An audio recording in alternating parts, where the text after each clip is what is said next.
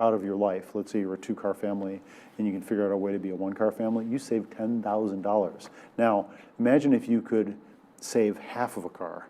Now, that sounds a little odd, but if you put your car away all summer and didn't insure it, didn't drive it and all that, you could save about $5,000. So if you could figure out how to use a bike in the warm weather, you would save yourself about, $400 a month for rent or mortgage or whatever. So transportation is a big part of affordable housing and the ability to do that.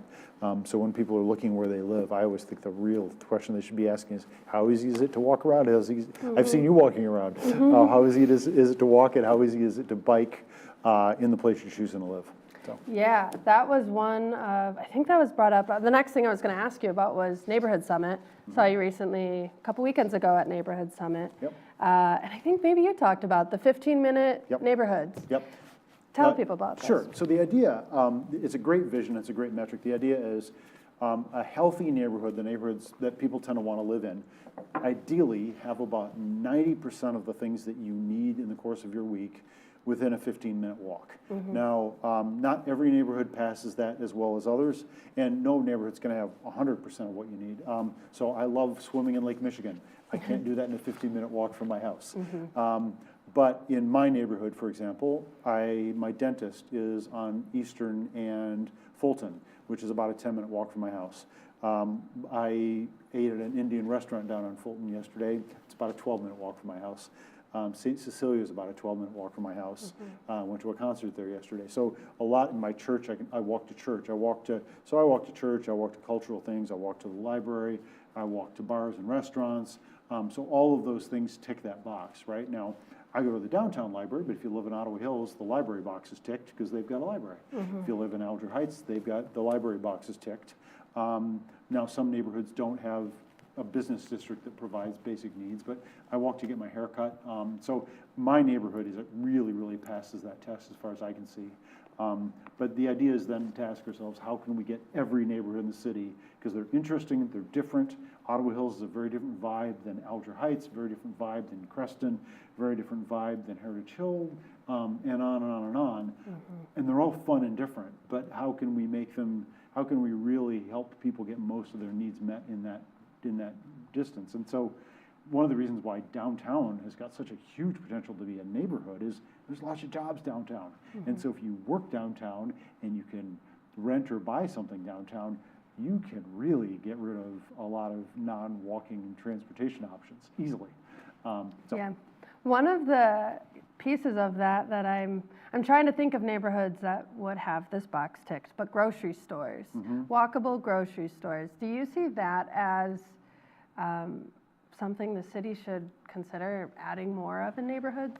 Well, that's tricky, and so the first question is, do you want to spend your tax dollars underwriting something? Because the reality is that places like Meijer and Kroger and all these places got really, really good at doing, and D&W got really, really good at a pretty big box, and they have really, really low margins. And so they make like a 1% markup on most of the stuff we get. Well, that's a crazy low market for most businesses. So how does anybody else compete with that? If you're in a city that's really dense, like New York City, you get bodegas every block, and that's awesome. So some of this comes naturally with density, but it's frustrating because a lot of times people feel like, oh, I want a grocery store, but they don't have enough density. So, for example, there was a proposal to put a bunch of new housing at the corner of State and Madison a few years ago, which would have made it more viable to have a grocery store there, and that got shut down. So, you know, if you don't have people, you need customers within walking distance of a grocery store, a lot of them. To Is make that it really the Dollar General? It's a Dollar General now. It has been a grocery store. And again, it kind of fell prey to that trend of like, it's not big enough to compete with Meijer. So, you know, if you want a grocery store that loses money and we wanted to use our taxpayers' dollars to prop up a grocery store, we could. I tend to think that our money would probably be better spent on things like housing, public safety, you know, doing a lot of the things that we're already doing in the city, rather than underwriting a grocery store. So I tend to think that, you know, as we get more infill in the city, we'll have more opportunities for places to make it that wouldn't have otherwise. Now, I think that one thing people can do, and there's a Grand Rapids Food Co-op, and that's a membership organization, and my family's a member of it, and it's a bunch of people putting their money together for something that may not make any money, but might provide a grocery store in a neighborhood. And so that's sort of an attractive dream. So back a million years ago, I was a member of the Easttown Food Co-op. It was great. I was a member. I got a percentage off on my groceries. I could get bulk stuff. And my family always laughs. What I used to get was 25-pound sacks of whole wheat macaroni because I love macaroni, and you couldn't get whole wheat macaroni any other way.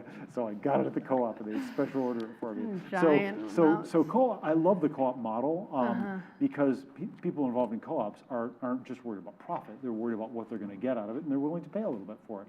So I think a co-op model might get us some more grocery stores in town, and I think that'd be great. Sort of a modified membership model.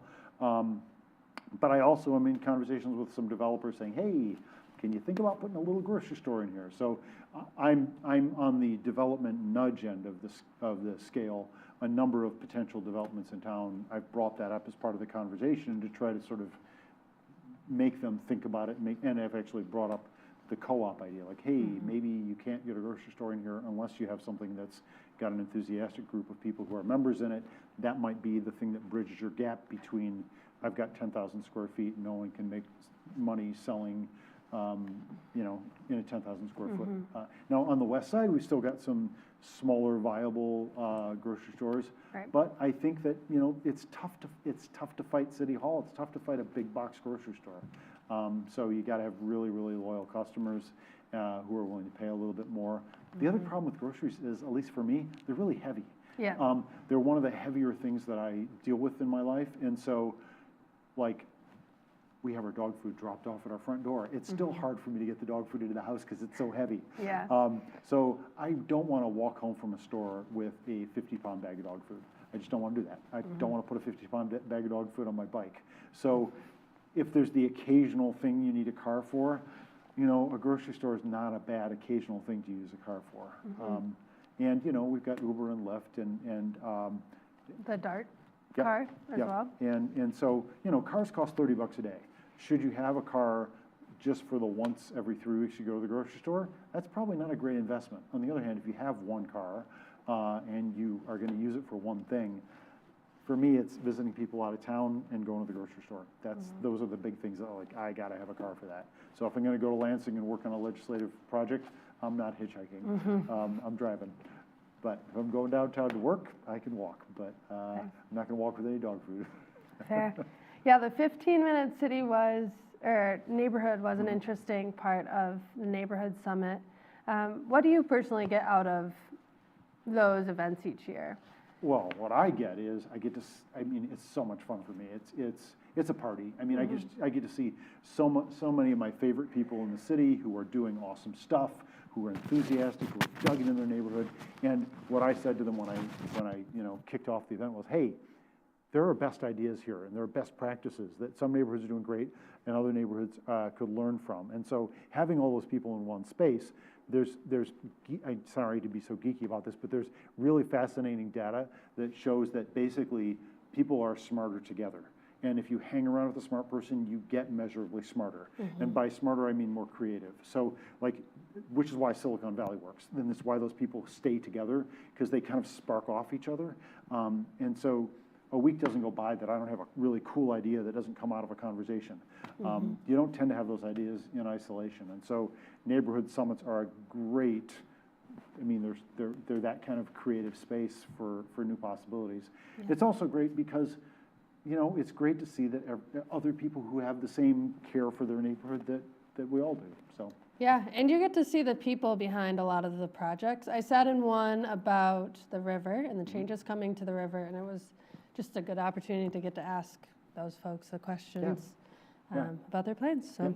Demystifies some of the stuff we're doing. Yeah, definitely. And just, getting to just meet other people that care about this kind of stuff you don't always get to do. So. Exactly. Another big thing, and we talked about at the top of the show, is the budget. Before the show started, we were talking about the excitement of new money coming into the budget. It's not always exciting how we move around the same dollars each year, but You said that there was some new money coming in that would be funding. Yeah, I mean, new money is always exciting because, I mean, imagine your monthly budget's $2,000, right? Mm-hmm. Well, your rent's not going to change. At least I hope it doesn't. So, 50% of your money's going to rent, and then you got the next 1,000 to spend, and you're like, okay, I can go out to eat every other week because I've got an extra $50. Well, if you got $2,100, you could make your going out to eat budget quadruple, right? So a little extra money might make a big lifestyle choice for difference for you in that one area. And when you've got money allocated, like we have to plow the streets, we have to provide public safety, we have to do all these things that we're sort of long-term committed to, right? We're not going to stop picking up garbage next year. So most of your money is functionally earmarked for the things you're already doing. And let's say you decided, oh, I want to spend a lot more money on garbage trucks, and you didn't have any new money, then you'd have to figure out where to take the money away from. You're like, and if you wanted to take it away from parks, everyone would freak out and be like, no, I want my parks, keep my parks, right? So if you're playing tug of war over the same old pot of money, you don't tend to get new exciting stuff. But yes, last year in the state allocations to cities, two exciting things happened. One was we got about $1 million in rough numbers for what's called a Public Safety Trust Fund.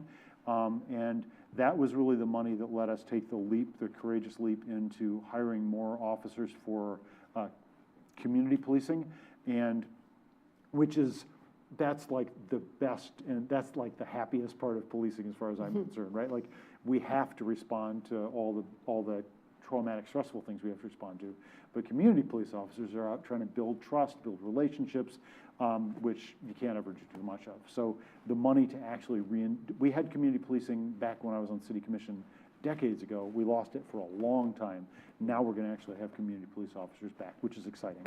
But what's even more exciting is part of that money, about 25%, can be spent on non-policing justice work.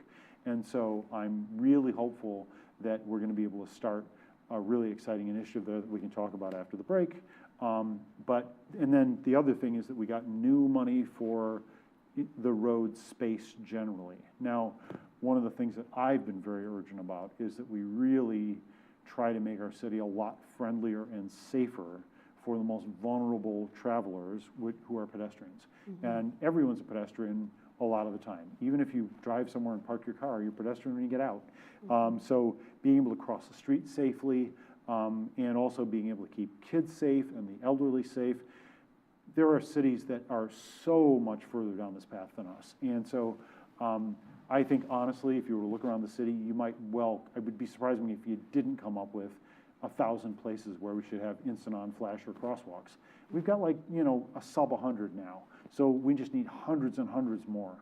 Mid-block crossings, places where you can just see traffic is going too fast. I parked my car yesterday going somewhere, and I just almost got the door ripped off by a guy who was just going 45 miles an hour. And it was downtown on Fulton. He's going 45 miles an hour at Fulton and Jefferson. And people should not be going that fast there. I don't even know how you can get speed up between the traffic lights. It shocked me. I mean, it scared me. But people do it all the time. And so there are engineering ways that we can improve our street design and make things about our streets that make that high-speed stuff way less likely to happen. And it can be lethal. If I'd been hit by a car going 45, I wouldn't be here today, and I'd probably be dead. People get hit by cars going more than 35 miles an hour. There's a 90% fatality rate. Below 25 miles an hour, 90% survival rate. So getting cars to go below 25 miles an hour on streets where we might actually have kids, the elderly, and the rest of us is really, really important if we want to keep people alive. We'll switch gears here in a second, but I will say I was in Milwaukee recently, and they have crossing guards, not just for schools too, just around town they had crossing guards. Thought that was kind of it's awesome. Mentioned again at the top of the show is the First Ward Commissioner. There's a vacancy in the First Ward. And recently at a meeting, there was kind of a lock on who commissioners and yourself felt should fill that role before this next election. And there was not a decision made. So what's next? Yeah, so the simple answer is yes, there was a sort of a 3-3 deadlock, and you need 4 votes to come to a decision. There were 3 finalists. So it was at least pretty clear to me, at least I sort of made the judgment call that I didn't think we were going to get any productive breaking of that deadlock that day. And so, we took a break, and we've been able to continue to think about it, and I think that, so tomorrow we're going to have a budget workshop, but we're also going to include a discussion about whether we can find a path forward to appointing somebody and get a majority opinion for one of the candidates. And it was a 3-3 split, so you couldn't get closer than that. Right. It's not, there are 3 finalists, and it's not as though we were all over the map. So I'm cautiously optimistic that we'll be able to come to find a candidate that the majority of the commission wants. But we'll continue that conversation tomorrow. Now, if we don't, what happens is there's an opening, and the seat stays vacant until the voters can fill it. I think a number of my colleagues have said, and I'll be happy to say, I think in a perfect world, we'd be able to call a special election. The charter doesn't let us do that. It used to be that it was all appointments. Now, the charter was amended a few years ago to allow special elections if the appointment's long enough, if the vacancy's long enough. So we got closer to what I think would be ideal, which would be special elections unless it's literally logistically impossible. Yeah, that was my next question. Do you think the charter should have, because my understanding is that it doesn't right now have a process for appointments in this case. Oh, yeah, no. We started with a process for appointments. So for years, there was a vacancy, it was filled by appointment. I think it might have been 2019, we took a step towards the special election model, a good step. But and again, I'd have to go back and check the language, but I think it's if the seat's would be vacant for a year or more, or rather before the next election, then you have to call a special election. So that's better. Call me an idealist, but I really like the idea of the voters choosing who their elected officials are, and not having a hybrid system where some of them are appointed. So I'm eager to hear ultimately who the first ward elects. But in the meantime, we do have an appointment process, and if we can get consensus or majority on one candidate, then we'll make an appointment. One last question before we go into break. You mentioned the budget workshop tomorrow. What is the process from this point to get it to the finalized version? So it's the commission talking tomorrow, and will it be like a breakdown line by line, or? Well, it'll be a breakdown area by area. Okay. I mean, you got to remember, if you've ever seen, I don't know if you've ever seen the budget, but it's like hundreds of pages long. So the assumption is that, or the hope is that we've all done our homework, and that we've all got areas, if you want to pull out areas, somebody can say, hey, I would like to talk about this more. So I can think of some things that I know some of your viewers probably have thought about, and that is, there's been a conversation about shifting the Dash service. That's going to affect some real lives, and it's a real complicated conversation. So that's something that you'd pull out of the budget. Now, if it's a question of I don't know, how many garbage trucks we're going to have next year.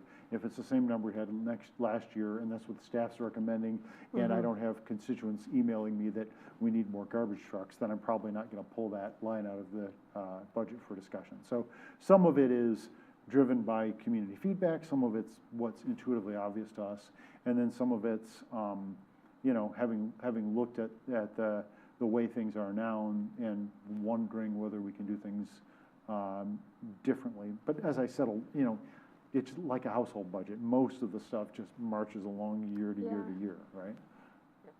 So the conversations will be happening at tomorrow's workshop and the 12th. And then what kind of vote do you need on the 19th to get it finalized?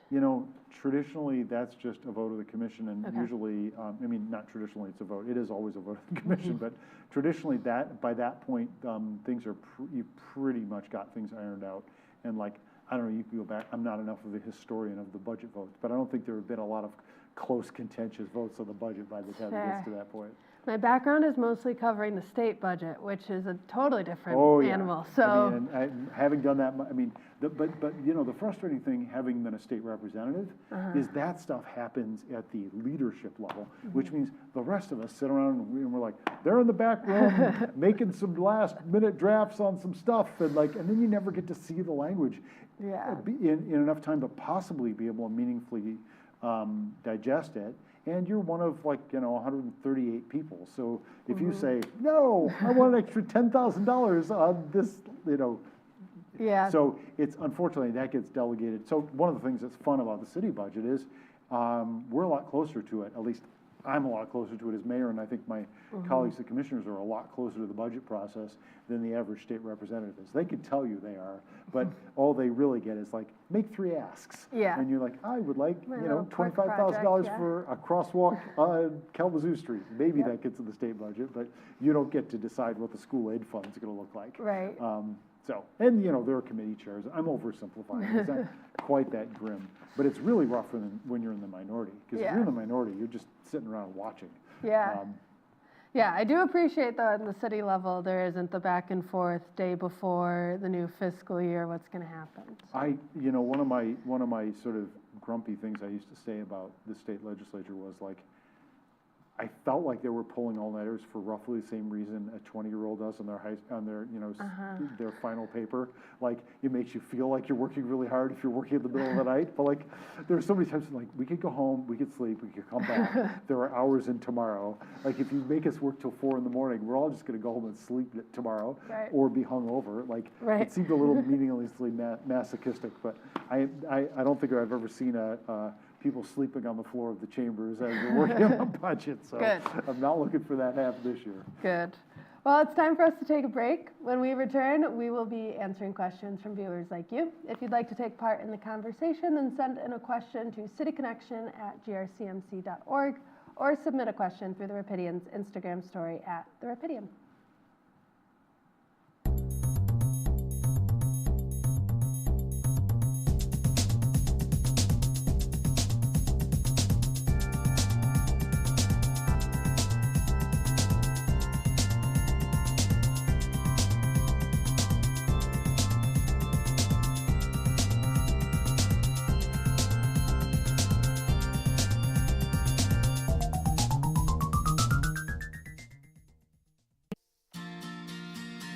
Why do local businesses spend their marketing dollars with Community Media Center? Because it's more than just passive advertising. It is an investment in the community that is eager to invest in you. The Community Media Center makes Grand Rapids vital. We collaborate with local businesses and support events in West Michigan. Inclusive. We amplify local voices that tell the diverse and ever-changing stories of our community. Creative. We encourage artists to showcase and expand their talents and to shape the look and sound of Grand Rapids. Marketing with the CMC will let our community know who you are and increase brand recognition for your business. At the end of the day, we are a resource that will keep you connected to the community. Share your message with diverse audiences by underwriting with WYCE, GRTV, Wealthy Theater, and the Rapidian. Join us in building a stronger community through media. Contact us at marketing@grcmc.org.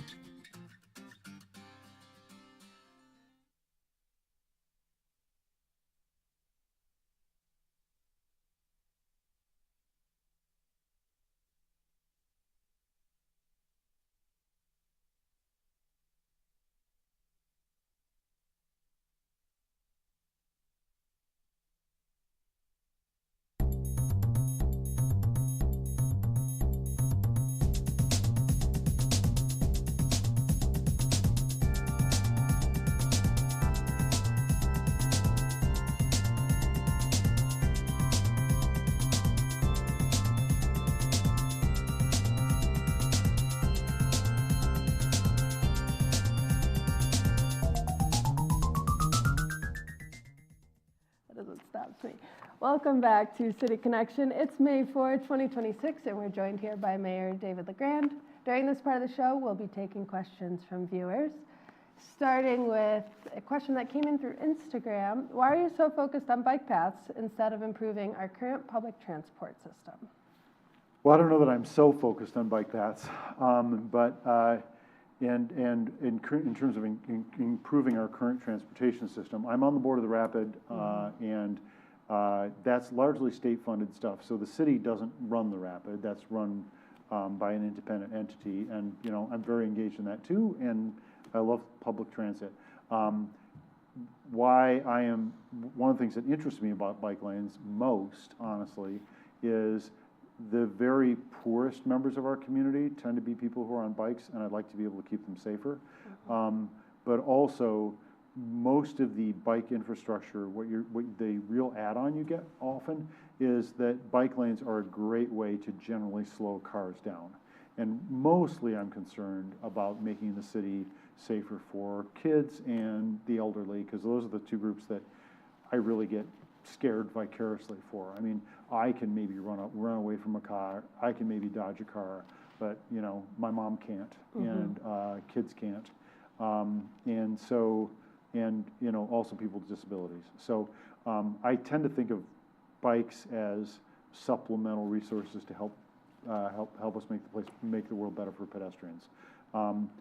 They're also, like I said, they're a huge anti-poverty tool if people can get themselves away from cars entirely, and they're a tool, right? I mean, the reality is, I travel to cities and I see really great public transit systems, and it's still true that there are many times when walking and biking are just better options. So Amsterdam has an amazing public transportation system. People bike all the time because it's faster. It's not because they are anti-tram and anti-train. You take the tram too. So it's not an either-or question. It's if you're going to build a world where people don't have to turn on a car anytime they want to go anywhere, you want to have options.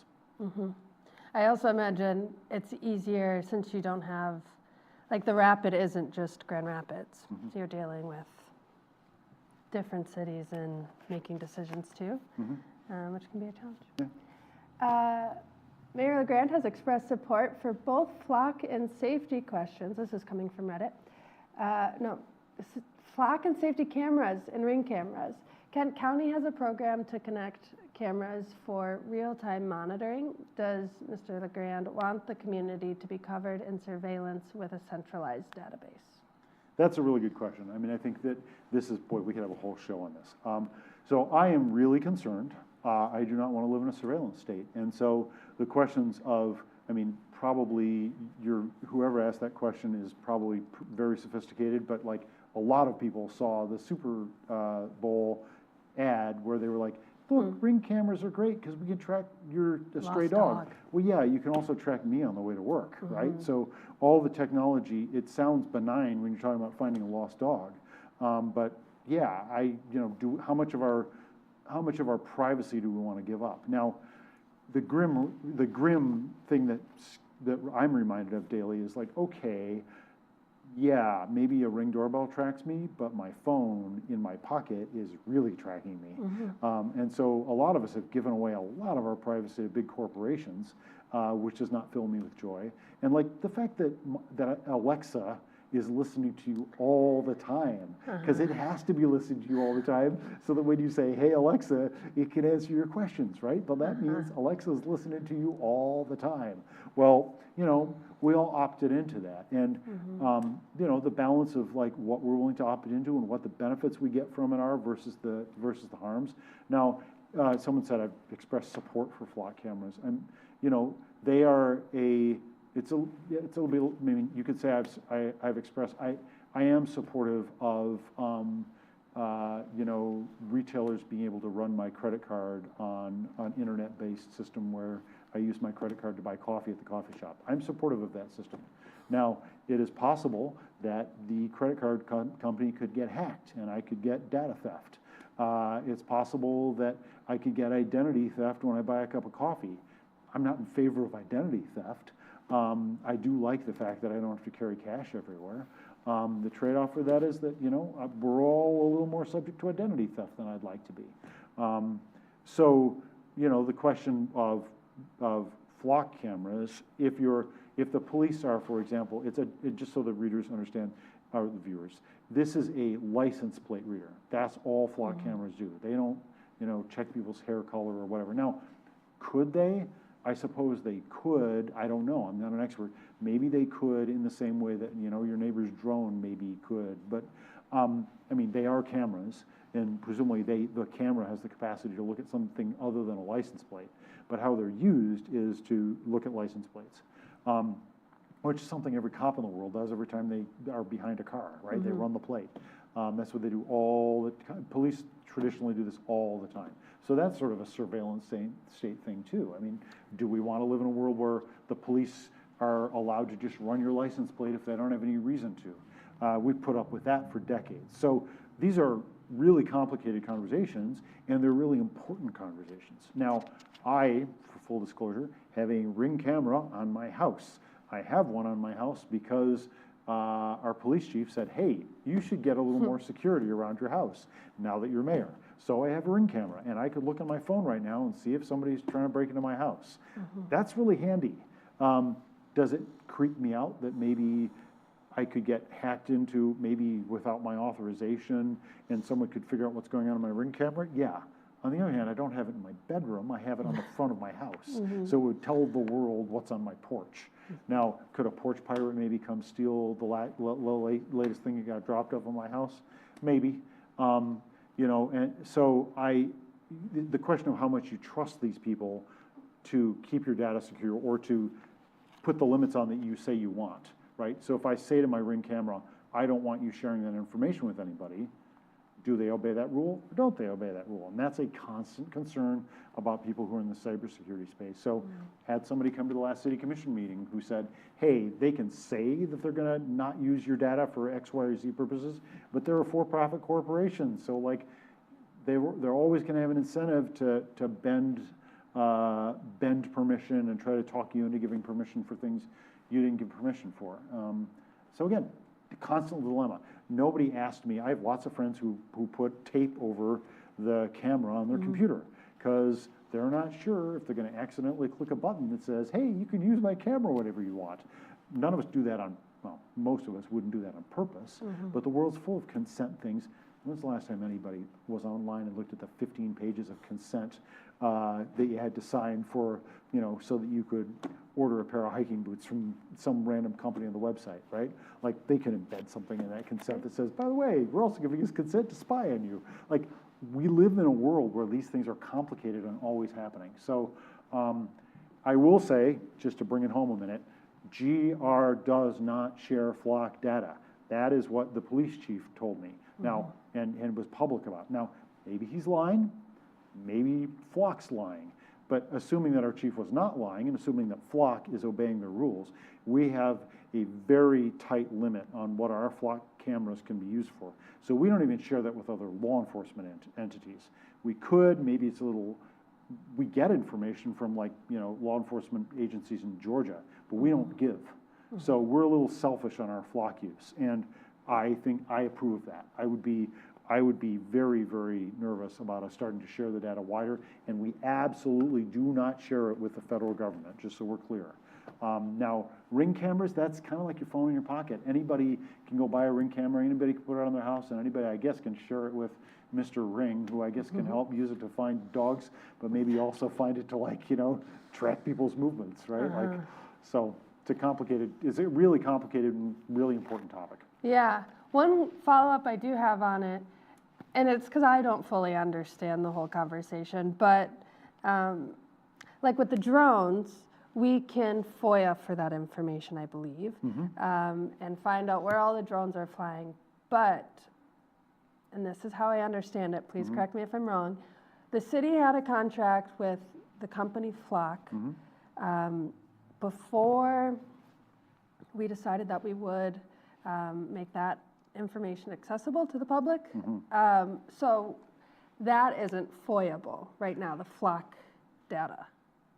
Is Yeah, that true? Okay. and there, I think, my colleagues and I know this, like, we basically, Flock got grandfathered before we put on our surveillance policy, which covers drones and technology moving forward. We need to drag the Flock conversation That was my into the security conversation. So yes, that is a pending piece of business that we know we have to get done. Good deal. Okay, it is time for us now to take another break. Thank you for letting me squeeze that question in. Yeah. When we return, we'll be taking more questions from the public.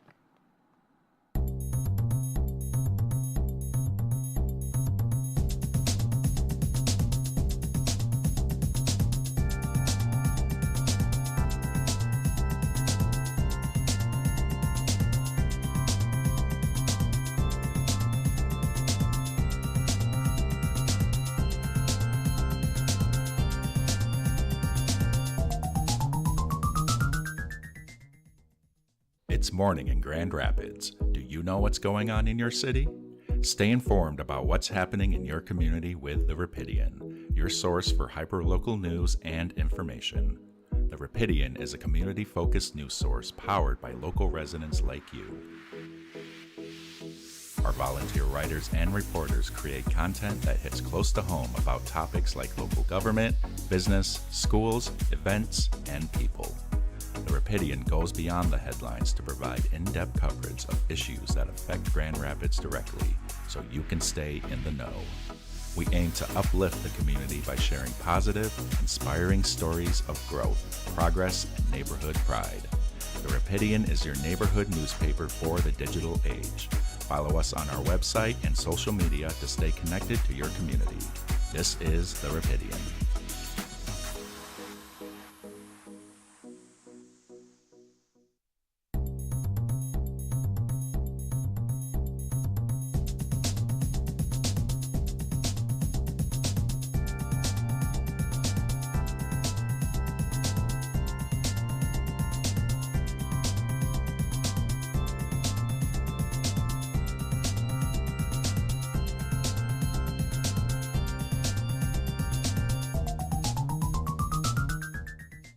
Welcome back to City Connection. We're joined here by Mayor David LaGrand, taking questions from the public. This question comes from a documenter regarding the budget. Are the proposed funds for improvements to police facilities included in the $75.4 million allocated to the police department? Do they count toward the department's minimum funding requirement? Good question. I'm not sure. That's what I'm going to have to get back to you question. I did just look at that in the proposed allocation for police funding in the draft we have now is about 37%, and it was that last year too. So it's well above the 32% floor. So it may not matter a great deal if someone's worried about like what police spending is. I'm pretty sure that that's going to be included, but I'm not 100% sure. And always got to be a little cautious when I'm taking questions on the fly about things that, That's fair. And in the next couple of weeks, I'm sure that will be answered. Mayor LaGrand, you have received benefits from the city to better your personal property. Why are you so against the city providing services like plowing? You encourage citizens to dig themselves out. Why are the rest of us not entitled to the same services you benefit from? Okay, so benefits from my property. I did get a historic tax credit once for a house that my kids owned. I mean, we could go through this. Like, you know, I've applied for programs that have tax credits. I think I know the context because I read this Reddit. It was about you had your lead line replaced. Oh, like everyone else in the city? Okay, I don't even know when that happened. I mean, I believe it. I'm glad. But as for the plowing thing, you know, it's unfortunate. So here's I would love it if we had city-wide sidewalk plowing. Okay, I love the idea. I think that we could. Can I take a geeky moment on this? Sure. Okay. Right now, I think what we do in cities for sidewalk snow removal is basically a bad model. What you do is you get some individual, person who mows lawns, has a lawn care service in the summer, and who does sidewalk snow plowing in the winter, and you can hire them for hundreds of dollars to drive from wherever they are, come to your house, do your place, and then leave. Maybe you're lucky and you get a smart operator who's like, hey, I'll give you a discount if you include your neighbors. But basically, he's coming with a bunch of equipment to your place, doing your property. Or you do what I do and you shovel. But if you could start at one end of the block and just do the whole block, it's exponentially more efficient. So it's a great thing to have the government do. Also, the fact that we plow, that everyone acts like it's absolutely necessary that we plow for cars, which it is, but that sidewalks are somehow optional, I don't get that. Like, the fact that you don't have a car doesn't make you not a resident. Like, you have just as much right to get around on foot as anybody does to get around in a car, as far as I'm concerned. So I would love to change that. Now, the happy thing to know is we are starting to do sidewalk plowing, and we're actually going to increase it next year substantially in the budget. So that is an exciting thing. I would love to have it simply be universal. What I did once was I said, hey, in a world where things aren't perfect, we can volunteer to help our neighbors. And so if everybody knows at street intersections, plows come and they like clog up the end of the sidewalk. Well, the person at the end of the sidewalk doesn't feel like it's their personal job to go out and spend an hour unclogging that mound that really sucks for the rest of us, right?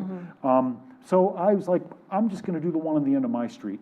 And if everyone had somebody on their block who was willing to spend the time to do it on behalf of the universe, like, it would be great for people with disabilities. It'd be great for my mom. It'd be great for my daughter who's blind and can't get over those snow humps worth a darn. So in a world where we could pay the city to have workers to come out and spend hours with shovels on every intersection, that'd be great. That'd be real money.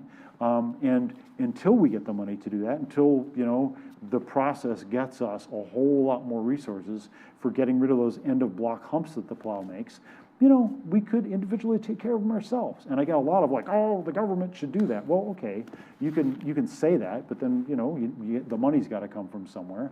And I was actually inspired by Easttown has this Snow Angels program, which is awesome. They're like, hey, some people are old. It sucks for them to have to shovel. So maybe you could adopt somebody who has a hard time shoveling. It was a great idea. It was all volunteer based. So I was like, hey, maybe we could volunteer to help our block. Because we know that there's that hump at the end of the block at virtually every block in the middle of the winter. So lots of people some people thought it was a good idea, but then some people got grumpy about it. I don't know why. So. Yeah, I don't know. In New York, they're paying people to shovel now. Which, which would be fine if that's how we want to model it out. It is not in this year's budget. They have That's fair. thousands of hours of guys with shovels at the end of blocks. We don't have the resources for it in the current model. We could do it, but we'd have to, get more tax revenue. Another question from a documenter, I believe still about the budget. Is it possible for there to be a small portion of the budget set aside for making the community resources known to the public? For example, with immigration, a lot of the Latino community isn't aware of everything available because of the language barrier. That is a great idea. So yes, good idea. Now, I will say, as with everything in government, like, you want to do everything better tomorrow than you did it yesterday. And so before I just say that was a great idea, which it is, I will also say our communications has gotten so much better at the city. And we have great people working in our comms department, and we're constantly trying to make our website more clear and more available. And so even on immigration things, the city has a very clear, very detailed, very well worked out non-cooperation with ICE policy for our police department. We explicitly say that, so there were some demands on this, we are explicitly doing the things that are in the demand. We also couldn't possibly do, I would never morally want to, but the city is prohibited from entering into what's called 287G agreements. Our city attorneys said that very clearly. Well, I want that up on the website so that if someone's like, hey, I'm worried about the city entering into 287G agreements, they could go to the website and be like, oh, can't. The city attorney says they can't, because that's where that is. So yeah, communication's always great. And I did notice there's recently been added a CERT training in Spanish, and Know Your Right workshops have Now, also been offered in Spanish. That being said, our website transitioned right now, and like many transitions, it's a little glitchy right now. So a lot of the links are dead, and like we're working on it. That's right. Last question coming from a documenter. How does the city determine not the last question. How does the city determine the order of its park improvements enhancement projects? That's a great question. You know, as with everything else, we try to make sure that we're sort of spreading the love equally around as much as we can. But then there are some things that are immediate needs. And then there are some places where you have friction, for lack of a better way to put it. So I'll give you an example. Down at Veterans Park, which is a very well-used park, it's very well used, and so a lot of the concrete just kind of looks gunky right now. But we did a citywide cleanup. So I spent a lot of the weekend walking around thanking people for picking up trash. My mom went out and picked up trash. So we did a city pickup on Friday and then a neighborhood pickup on Saturday. But when you're out there and you notice, one of the things I noticed was like there's some power washing that has to happen there. Now, in a less used park, you wouldn't have to worry about that so much. So some of it's a byproduct of use. Some of it's making sure that if you can do better fits with people's needs. So the people, and some of it's advocacy. So there was a group in Creston that did a great job advocating, got themselves some pickleball courts because they wanted some pickleball courts. Now, probably everybody wants pickleball courts, but they advocated. I think we can squeeze in one more question, if you're quick. I've seen bikes on the front of buses as I've walked around downtown the other day. Do all buses have bike racks? I don't live near a bus stop, but could bike to one pretty fast if that was an option. I think they do, but boy, I'd have to ask Deb from the Rapid. I mean, that's, you know, have Deb on and ask her. I see them in front of buses too, which is great because, yeah, the ability to do a hybrid trip, right? Bike to a bus stop, take the bus would be awesome. Is awesome. That are all the questions that we had from folks writing in. I did have one question about the minor ordinance for, they have a curfew in the summertime. Do you know if minors have ever been given the fine for staying out past midnight? Oh, yeah. Okay. And it is a real, that is not one of my favorite ordinances. That's a very politic way to say it. But I think we have to have a community conversation about like, why are you making staying up late at night a criminal offense? $500 is a big, and 90 days in juvenile detention. Well, and that's the thing. It's like, it's actually, I mean, I'd have to go back and check, but last time I looked, it was actually a misdemeanor. So like, why do you want to give somebody a criminal record for being out at night?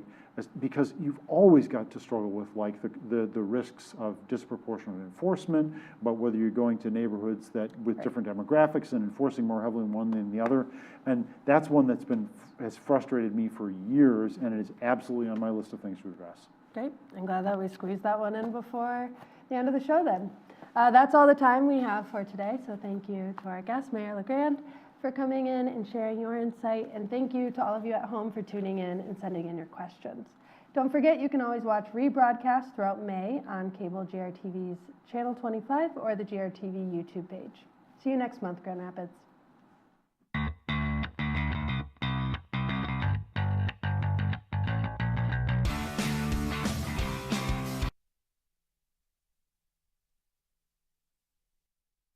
The GRTV.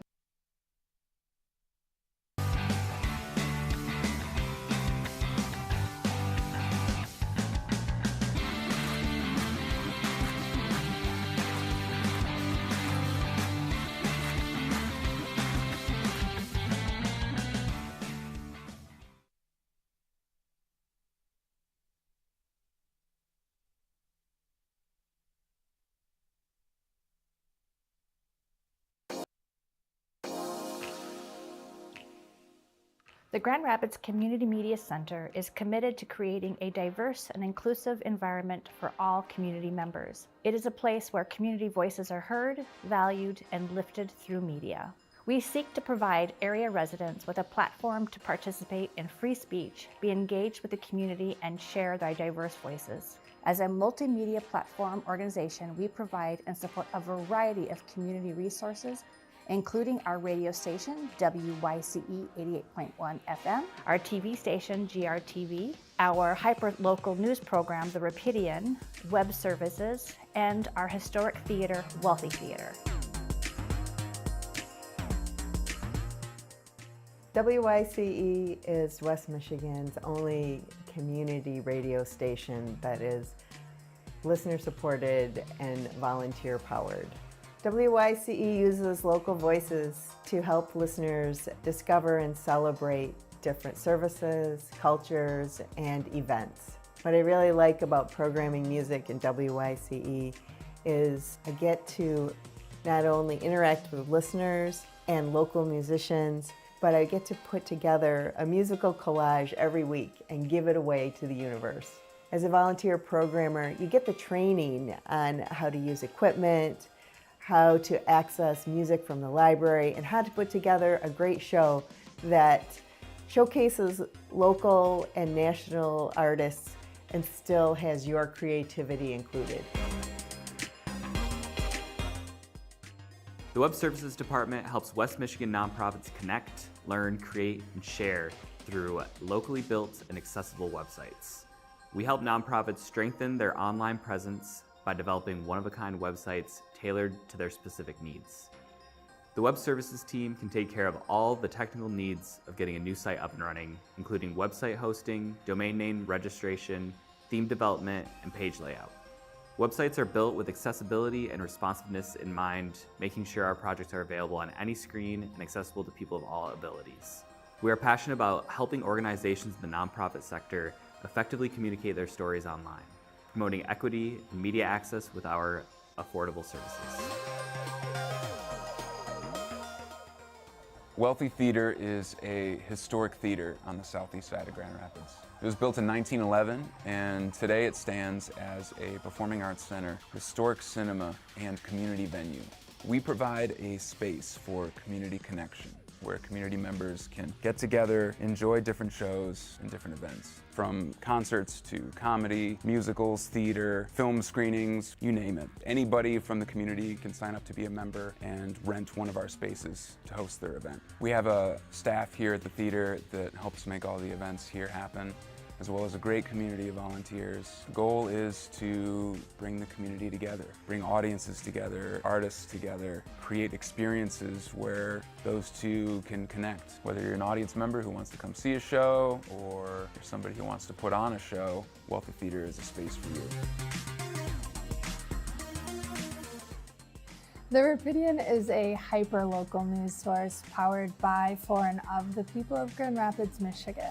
We launched in 2009 using funds from local organizations and generous donors, and this community-driven platform empowers residents to share their stories, post articles, and keep track of local events and issues. By emphasizing citizen journalism, the Rapidian provides a unique grassroots perspective and a vital news service for the residents of Grand Rapids. In 2023, we are relaunching the Rapidian with the Grand Rapids Documenters program, where we train and pay local citizens to cover public meetings, empowering residents with the tools and resources to strengthen the news media landscape in Grand Rapids and become more civically engaged. GRTV airs public access television programming made by and for the Grand Rapids community, amplifying their voices to support a diverse and vibrant democracy. We provide the tools, training, and broadcast platform for free speech. Community members can take classes on video and production features, borrow professional equipment, editing software, and use of our studio facilities to create their own content. We help community members connect, learn, create, and share.